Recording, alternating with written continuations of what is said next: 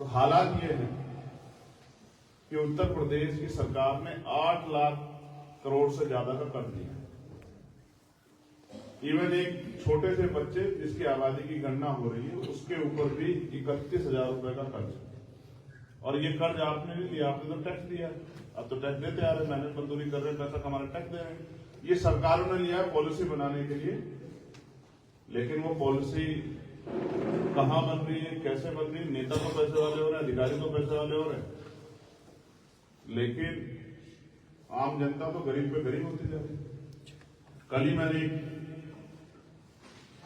Report पढ़ी जिसमें एक जीएसटी डिप्टी कमिश्नर है जिन्होंने जीएसटी में कर चोरी पकड़ी 13 करोड़ रुपए। अब इन्हीं अधिकारी को भरोसे तो सिस्टम है कि भाई कोई घोटाला नहीं करेगा, अपराध नहीं करेगा, लेकिन होना ही चाहिए था कि उस पर एफआईआर लिखी जाती, जिसने कर चोरी किया उसको जेल भेजा जाता, उससे रिकवरी की जाती, लेकिन हुआ उल्टा। उन्होंने 1-1.5 करोड़ रुपए की रिश्वत तय की, 70 लाख रुपए की पहली किस्त उन्होंने ली।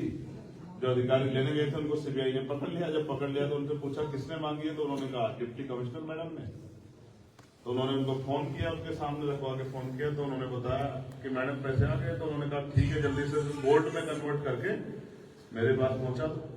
तो जिन अधिकारियों के ऊपर जिम्मेदारी है कि वो करप्शन को रोकेंगे, लोगों की मदद करेंगे, जिन नेताओं के ऊपर जिम्मेदारी है कि वो पॉलिसी बना के लोगों का भला करेंगे, ये जब दोनों ही तंत्र और इन पर निगरानी करने वाली न्यायपालिका और लोकतंत्र का चौथा स्तंभ जिसको मीडिया कहते हैं, जब ये चारों एक तरह की बात करेंगे, एक विचार की बात करेंगे, उसे प्रोटेक्ट करेंगे, तो ये जनता के खिलाफ तानाशाही को जन्म देंगे। आज भारत में वही हो रहा है।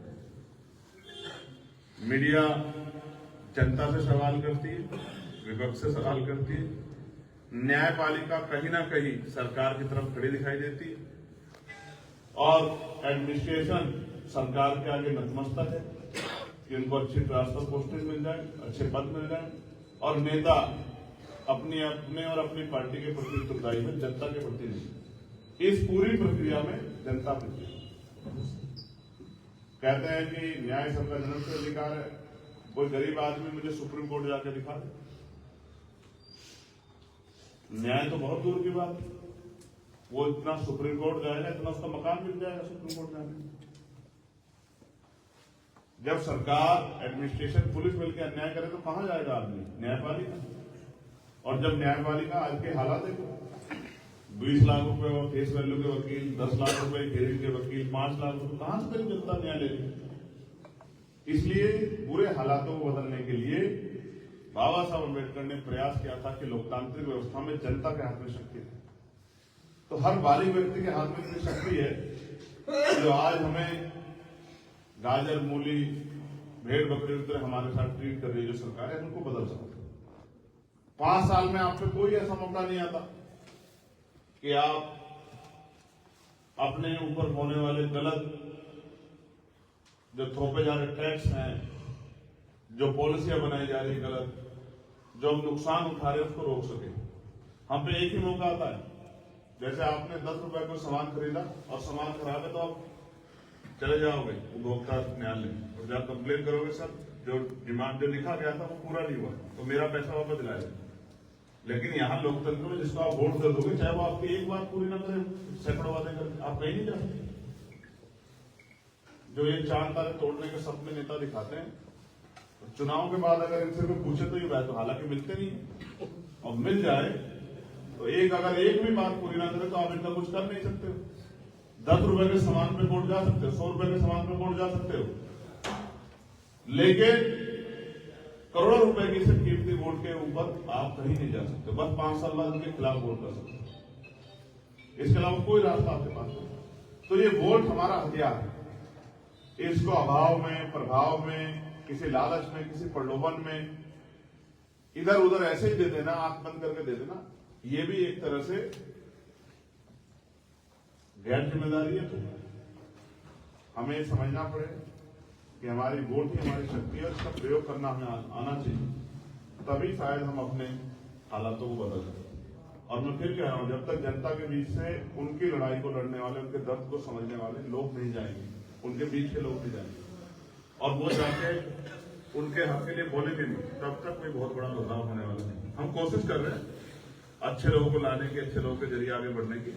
हालांकि पैसे वालों को ये बात पसंद नहीं आएगी, पैसे वाले उसके लिए हमें रोकने के लिए तमाम हथकंडे अपनाएंगे, मीडिया, न्यायपालिका, तमाम तरह के तंत्र का सहारा लेंगे, पुलिस, लेकिन इनसे हम लोग रुकने वाले नहीं। हम लोग जनता के बीच के लोगों में कोशिश करेंगे कि जनता को जागरूक करके इस व्यवस्था को बदलें। आप जाओ कहीं भी, आप महसूस कर रहे हो कितना डिफरेंस है कि जो सरकार में नेता होते हैं कहते हैं कि हम गरीबों के लिए अच्छे स्कूल बना रहे हैं, अच्छे अस्पताल बना रहे हैं, लेकिन नेताजी कभी अपने बच्चों को उन स्कूलों में नहीं पढ़ाते जिन स्कूलों को करोड़ों रुपए लगा के वो बनाए जनता के लिए, कह के कि बहुत अच्छे स्कूल है, और जिन अस्पतालों को कहते हैं कि हमने बहुत अच्छे अस्पताल बनाए गरीबों के इलाज के लिए, उनमें कभी अपना इलाज नहीं कराते, परिवार का नहीं कराते। सवाल ये है, अगर ये अस्पताल अच्छे है तो आप अपना इलाज क्यों नहीं कराते? तो स्कूल अच्छे तो अपने बच्चों को क्यों नहीं पढ़ाते? अपने बच्चों को तो अमेरिका, लंदन पढ़ाते, ऑस्ट्रेलिया पढ़ाते, रूस पढ़ाते, फ्रांस पढ़ाते, और यहाँ के तो अच्छे स्कूल बना दिए। बेसिक थ्योरी समझाने का मेरा मैं समझाने का मेरा प्रयास है कि डेमोक्रेसी पे जो पैसे का तंत्र जुड़ा है, आप इसको इतना करीब से समझो। एक आदमी चुनाव में 4-5 करोड़ रुपए खर्च कर रहा है, तो कोई साधु बाबा तो है नहीं कि अपनी संपत्ति लुटाने पे वैसे ही आ गया। ऐसे लोग ढूंढोगे तो 10 नहीं मिलेंगे आपको